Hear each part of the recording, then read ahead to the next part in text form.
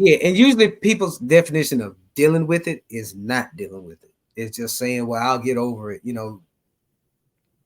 It's Yeah. not working. It's not working. So we got to try a new way, and the world is rapidly changing. I mean, you just look at the past since the pandemic, you see how the world has changed, and if we don't do something to address our mental illness, we're going to be extinct. If not extinct literally, we're going to be extinct financially. We're going to be extinct socially. They're always still our culture. They'll always do that because Oh they yeah. got to ask somebody to fry their chicken, sing a song, and shoot the basketball. They're always still our culture. Yeah. But where does that leave us as a diaspora? Where does that leave us as an economic force? Where does that leave us as a people, and not just as our own as our own group, but how does it affect how we integrate with other cultures?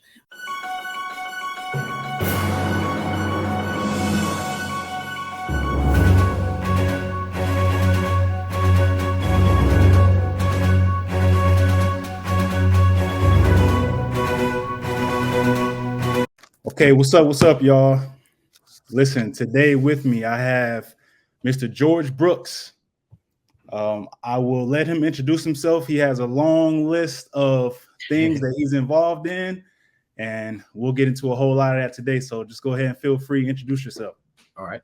My name is George Brooks. I'm originally from Memphis, Tennessee, but I've been living in Dallas for about the past 5 years. And my journey kind of started about age 7 when I realized that I had some mental health issues. And my parents, unlike most Black parents at the time, they believed in getting help and actually exploring that. So, along my journey up to this point in my life, I've gone through mental illness, eating addiction when I was young, weight loss surgery, custody battles, traumatic divorce, abusive relationship with my father that was emotionally abusive. So all that kind of added up to kind of making me who I am today.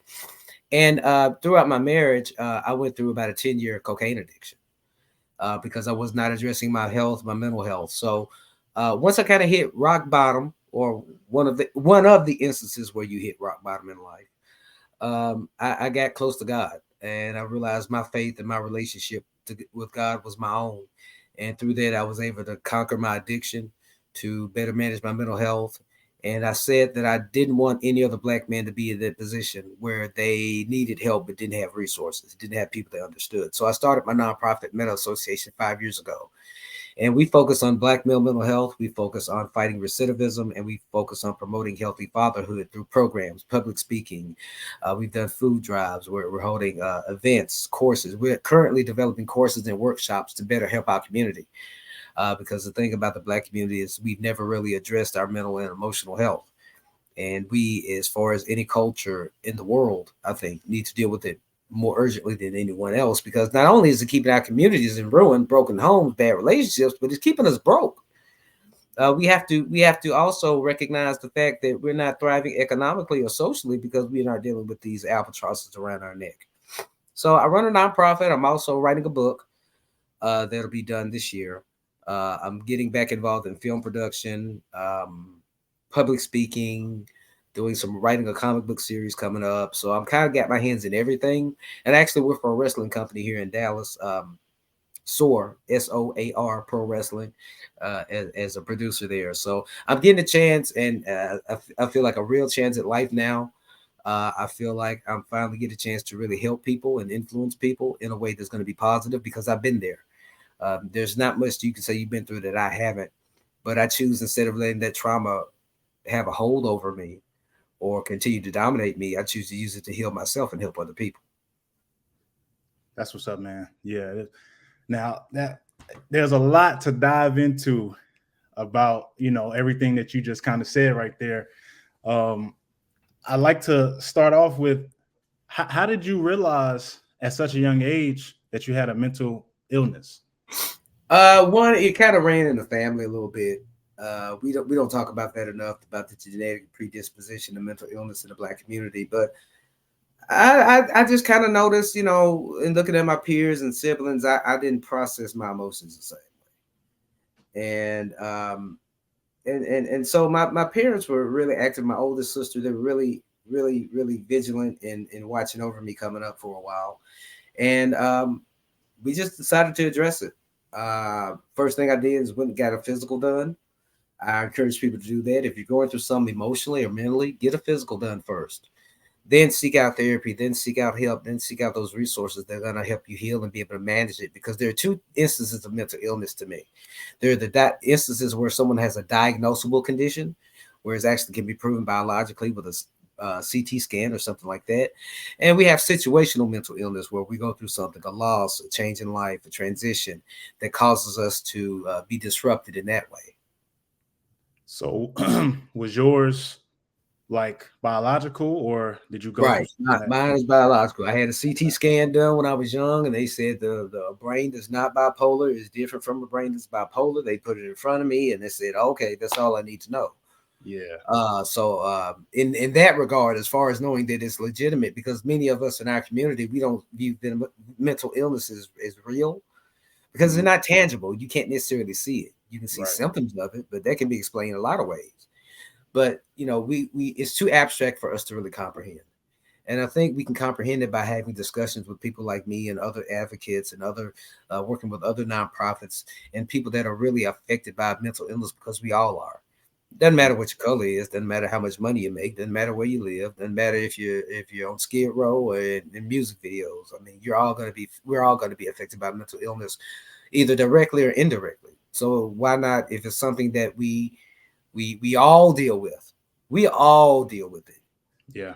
in some form. Why not address it? Why not address something that's holding us back, that's keeping our community sick and keeping our society sick? Yeah. It seems like as far as mental illness, it gets to a point where I don't know if it's I don't know if it's people not believing when someone says it, or if they just thinking like, oh, you can get over it or whatever. I don't know what it is that makes it to where we don't necessarily take it serious in our community, but it's something that you see a lot of, and a lot of times it ends up being like too late. Like, Well, it's both actually. And the thing is, you go back to slavery on some of this stuff. We were brought over to this country and indoctrinated to be ignorant about things. We're ignorant about financial matters. We're ignorant about our health. We're ignorant about a lot of stuff. And there's beauty in the word ignorant because it means there's an opportunity for you to gain hmm, enlightenment. Excuse me. Oftentimes people use that word as an insult. No, it's an opportunity. So we as a people, as a diaspora, as Black people, have been very ignorant and remain to be very ignorant on many things, but we have a chance to educate ourselves and fortify ourselves and build our knowledge base to where those things are no longer a hindrance for us. We have the internet now, like it's just came out, but we have access to information now. We have access to the same information that is privy to experts, to white people, to everyone. So to not utilize that data to try to improve your situation is just foolhardy. yeah, yeah, definitely. It's way too much around, and just to choose ignorance is, Right. Yeah, yeah, that means you're choosing to be left out of the loop. That means you're choosing to stay on the sidelines and not get engaged by at least trying to educate yourself on something as important, crucial, integral, and just dire to our communities right now as our mental and emotional health. Before we can talk about crime in the streets, before we can talk about gun violence, before we can talk about equality, all these other issues that are pertinent to us as a people, before we can even address them, we have to address our own emotional and mental wellness. And we have to do that as individuals first before we deal with any of those issues. right. And kind of piggybacking on that, um, I cannot remember the term for it that you used, but the word means helping like convicts to not continue Yeah, to. recidivism. Recidivism. Yeah, I've Right. actually taught, and me through my nonprofit, I taught a recidivism course, doing job training for those that were just as affected. So that's another example of how my nonprofit Metta Association actually gets out there and does the work. I've actually taught those courses. And I'm developing other courses now because that's the best way to try to help people. You can best advocate through education and knowledge. Um, I also do one-on-one advocacy. If someone's having a mental health issue or having any issue, they can reach me at 901 631 4300, and we can talk, and maybe there's a way that I can advocate for you, or provide you with resources or information to deal with a crisis that you're going through in your life right now. That's what's up, man. So what? I mean, was it just your experiences alone that made you want to create the nonprofit and try to help? others, or like what kind of made you want to try jump into it? It was a conglomeration of things. God really pulled me in that direction. When I actually got the idea and got up to physically stand up and do my nonprofit, God spoke to me that day and said, "You can get up and do this." But up to that point, it had been my experiences. It had been my experience in society, dealing with it as a black youth in the school system, dealing with its prevalence in my family, dealing with it and seeing how prevalent it is, and not only mental illness but trauma is in our community, especially with our women, especially with our men too. Um, all those things kind of snowball into me feeling compelled to do so. And it's running a nonprofit is not lucrative. Ain't nobody getting rich. It's about the work. So when I get a message from someone saying thank you, that makes up for a lot of the things that or other areas that I'm trying to fortify my business in. So I try to keep the work, first. I try not to worry about other things. I just try to focus on helping the person. And that's really what drives me and what made me create a nonprofit. That was the best venue for me to do the work that I feel like God has compelled me to do. Yeah, that's great that you know. I mean, because people will go through things and they'll deal with it, and they might help a couple people, but you took it, to I'm gonna help as And many as usually, possible. yeah, and usually people's definition of dealing with it is not dealing with it. It's just saying, well, I'll get over it. It's Yeah, not working. It's not working. So we got to try a new way. And the world is rapidly changing. I mean, you just look at the past since the pandemic, you see how the world has changed. And if we don't do something to address our mental illness, we're going to be extinct. If not extinct literally, we're going to be extinct financially. We're going to be extinct socially. They're always still our culture. They'll always do that because oh they yeah, got to ask somebody to Friday chicken, sing a song, and shoot the basketball. They're always still our culture. yeah, But where does that leave us as a diaspora? Where does that leave us as an economic force? Where does that leave us as a people, and not just as our own as our own group? But how does it affect how we integrate with other cultures? We can better integrate the world and help things out if we're better equipped to deal with ourselves. yeah. So, do you have kids? Yes, I have Okay. two from me, two boys, and I have three stepkids. So I've got five total. So yeah, I've raised my oldest son. It was raised with mental illness, so Oh, that's been a challenge. He's 19 now, and we're still dealing with transitioning him into adulthood. Whereas certain things that happened when he was coming up had an effect on him. So we're dealing with that. So I also can talk a lot about not only living with the mental illness myself, but parenting a child with a mental illness. mm, So that's one thing I want to do is start support groups for parents and for kids dealing with being parented by someone with a mental illness. So there's a lot of work to do.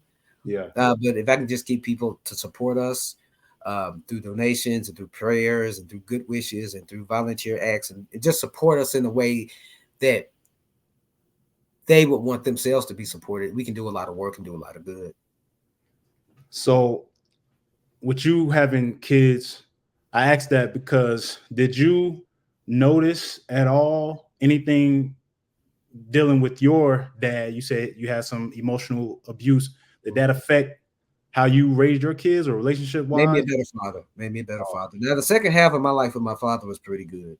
mm, We resolved a lot of issues, and that's a whole other deep dive. If you want to talk about black fatherhood, I'm game.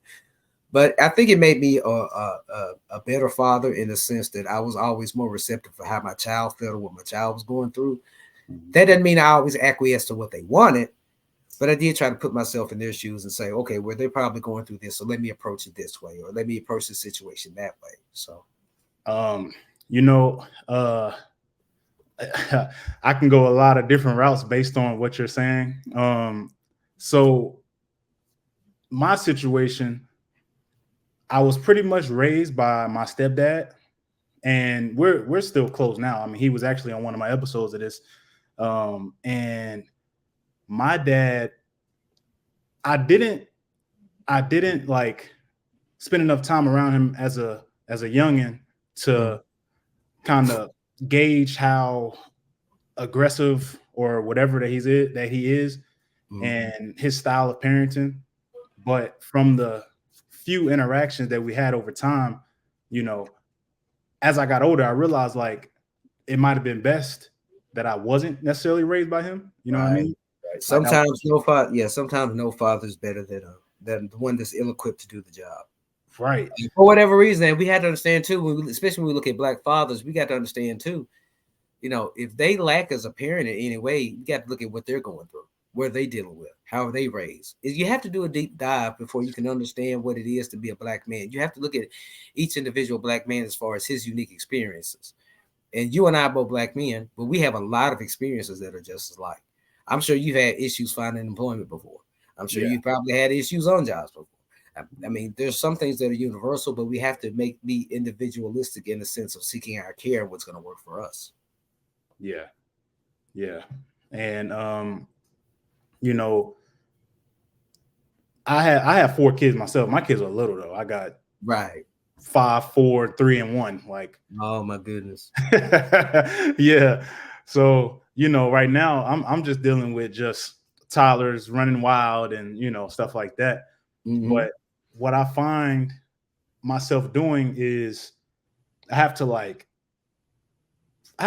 find a way to like manage myself and my emotions and things like that as I'm trying to figure their brains out. You know what I mean? Right, right. And that is a great segue into this next topic, which is self-care.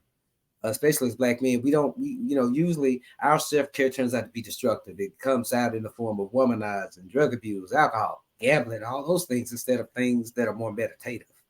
Mm-hmm. And I think if we can shift, our brothers into thinking more in those terms and more holistic things, I think we'll see a reduction in a lot of drug abuse and a lot of domestic violence because self-care is going to be integral to dealing with your mental and emotional wellness. And we don't do that. As men, we're taught you just grind till there's nothing left. If you ain't working 20 hours a day, you're not a man. Where'd it come from? Yeah. Me, that there's no nobility. Good friend of mine tells me this all the time. There's no nobility in working yourself to death. It's not. Mm-hmm. Because during that time you're missing out on your family. You're causing strife, things like that. Try to do things economically that are gonna fulfill you, but make sure you leave enough space for yourself and your loved ones as well. Yeah. So do you think that's a mindset in like the black community or just men in general? I think I think it is in men in general, but as far as black men, I'm a black man, so I'm dealing with home first. Mm-hmm. Not that I'm knowing, because I get calls from the UK for help for advocacy work. I got one yesterday, so I help everyone. Mm-hmm. But you got to look at dealing with your issues and traumas cleaning your house. The whole neighborhood is dirty, but you got to clean your house first. Mm-hmm. So you're knocking your neighbors and trying to clean theirs. So it's not something that's just indicative of black men. It's indicative of all men. And we need to look and try to think about what that definition of manhood is to us, because for every man is different. Your embodiment of manhood is going to be different than my embodiment of manhood. But we need to have a way to have it be balanced within ourselves where we don't cause a lot of our own insecurities, because there's nothing more insecure than a black man. Sorry. That's going to based off my experience. We have more insecurities, we have more doubts, but we have more obstacles. We have more to overcome. So we got to start climbing over those speed bumps, driving over them, and keep moving forward. So that's just something that's going to take time. Yeah. And I guess you are in the field to help us get Lord over knows that. I'm trying. I'm really trying. And not only that, I've been through my 2023 was traumatic. I was homeless a part of the year. I had a heart attack. I went through a lot, but all it did was God pruning people away from me that I didn't need to do what I do now, and to really move forward and push forward, because my motivation right now is helping people. But honestly, just being real from a socioeconomic standpoint, I'm looking at generating revenue for myself and generating revenue to fuel these programs, and to be able to, where if someone comes to my nonprofit, I got a mental illness, I've been off work, I don't have rent, I want to be able to say, here, take care of your rent, get care. Of course, there'll be caveats to that, but I want to be that have a system where we give out grants, where we give out scholarships, where we do things like that. And that's only going to come by doing appearances like these and keep grinding and keep getting the word out. So I really want to thank you for having me on. Thank you. Oh man, yeah, for sure, most definitely. One more thing I wanted to ask was, so I know what it did to me and does to me mentally, as far as like being a dad and how it shifted my mindset. Is there any difference in being a dad to your kids and then you're a stepfather as well? Is it the same kind of mindset, or how do you? It's the same mindset. I love them just like they was my own. Yeah. I love them just like they were my own. But like I said, stepfathering is not for every man. Let's get that clear, because there are a lot of pitfalls. If you and the mother don't work out, then it complicates things. If the other father's alive and involved or not involved or trifling or there or good or bad, it complicates things. You're dealing with in-laws, which is always complicated. So, you have to understand, you're going to have the stomach for that. You're going to have to deal with always feeling like you're second best to the father. That's just reality. And if you can deal with that and you can still love those kids hard and form your own bonds with them and form your own relationships with them separate from the mother, then you may be apt for it. But stepfathering, especially black stepfathering, is something that I enter into carefully. I believe people should be blunt and honest about it, should think about it, because it's not for everyone. It's not easy. Now, when it goes right, it's beautiful, it's great, all that, because I got a beautiful relationship with my stepkids, love them like they're my own. That's why I say I have 5 kids, but it is not for everybody. Yeah. I mean, I could imagine, because I don't know if I could handle it. Right. Just based on, and I don't think I can handle it just based on, like you said, it would be the other father. Like, because I know me with my kids, how I feel about my kids. So if there's a dad that feels the way that I feel, and then here comes the boyfriend or husband, whatever, to come in, it's like, I don't even like the word stepdad. To me, that's sort of a step parent or co-parent or something like that, just because even the word stepdad has a negative connotation. Right. And it's all based on how you go to the kids. When I met my stepkids, we just met. It wasn't me coming in trying to win them over. I would just show them who I was, good or bad. But it's tricky. It's very, very tricky. And I hope to speak on stepfathering in the future in some of my endeavors, because I think that it relates to mental health and emotional health in our Black society as a whole. Yeah. Yeah. I mean, I just think about my relationship with my stepdad. I just call him dad. I mean, Right. when I'm talking about him, if I say my dad, most people that know me know exactly who I'm talking about. Right. And in the reality, he's my stepdad. But it matters who was there. Who was there when you were sick? Who was there at graduations? Who was there at school functions? Who was there? Who was actually there. That's what really counts. So exactly. Yeah. Also, I wanted to ask, because I have my thoughts on, and I've talked about it in one of my other podcasts. I have my thoughts on kind of what seems to be the downfall with the generation like behind me, which I'm 29. okay. The generation behind me is the high school kids, the kids that's like 21, that age group. Mm-hmm. It seems like there is a lack of guidance, a lack of speaking to older generations, or if there are granddads and things like that around, it seems like they're not talking to them anymore. And A that lot just of it is social media, because now everybody thinks they know everything. man. Why I'm gonna talk to Mimo about something when I can go and see some thought shake her butt and tell me what to do? That's kind of where we're at. And social media can be it's like fire. It can either cook your food and keep you warm, or it can burn everything you own to the ground, depending on how you utilize it. And I think that's why we see a lot of disconnect, because my kids spend more time on social media than I probably spend talking to them, honestly. And that's just the way of the world. So what you try to do is try to steer them and raise them in a way where they'll gravitate toward more things that are wholesome, that are going to be beneficial to them, instead of all the all the crap that's out there. So you really, once a kid hits about 15, they kind of are at a point where they kind of are really developing into who they are as a person. And like when my son turned 18, I told him, I said, my time for raising you is over now. All I can do is advise and guide you. You're a man now. You legal. Whatever you didn't take in from me these first 18 years, you had to get it on your own. And I'm not afraid to have another man mentor my son. I will send him. Look, I know so and so. They are upstanding man. They can teach you this. Go over there. So it's all about fathering. It's all about parenting, and it's been a hell of a journey for me. But I'm looking to use my experience to help people and help maybe either repair some relationships or prevent some from being damaged. So I know in my family, we dealt with the head of the family being my granddad. He had an addiction for, I mean, probably 10 years, if I remember correctly. Mhm. And basically, it took him just kind of promising his kids, like, I'm never gonna touch it again. And I mean, he just cold turkey just did it. How was that process for you?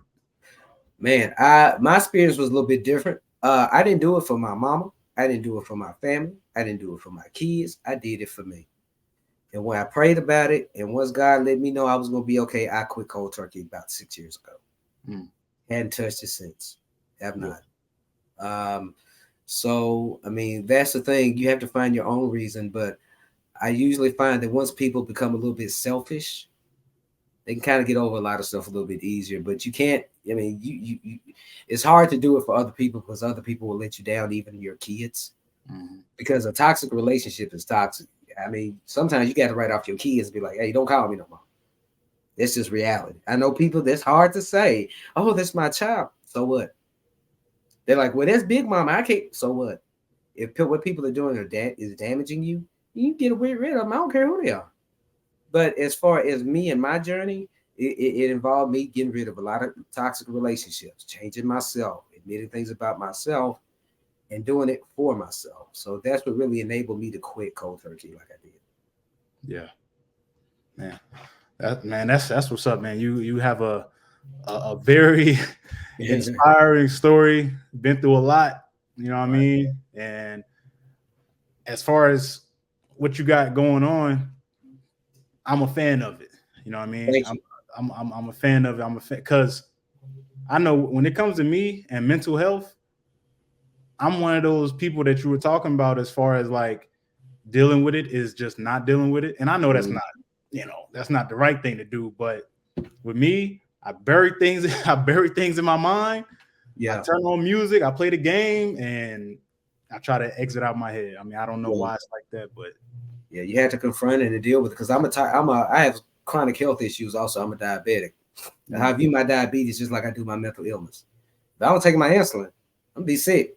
If I don't mm, take my medicine, I may not necessarily be sick, but it's gonna make it harder to manage because not only do people with mental illness have to manage their illness, medication, doctor's appointments, how they're doing, how they're feeling, they still have to manage in the regular world like we do. They still have to deal with traffic. They still have, and then they have a mental illness on top of that, and people don't understand how heavy a burden that can be.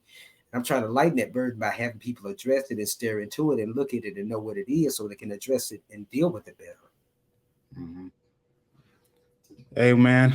Well, look, I really appreciate you taking some time out talking to me.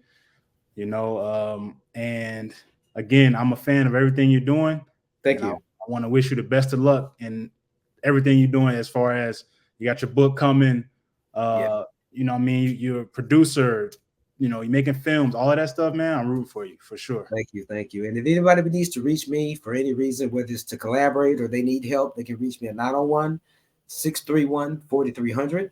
And you can also email me at gbrooks, that's GBROOKS, at mettaassociation.org. All right, there it is, man. I appreciate it, and we'll talk again soon. Yes, we will. Thank you so much. And everyone stay blessed.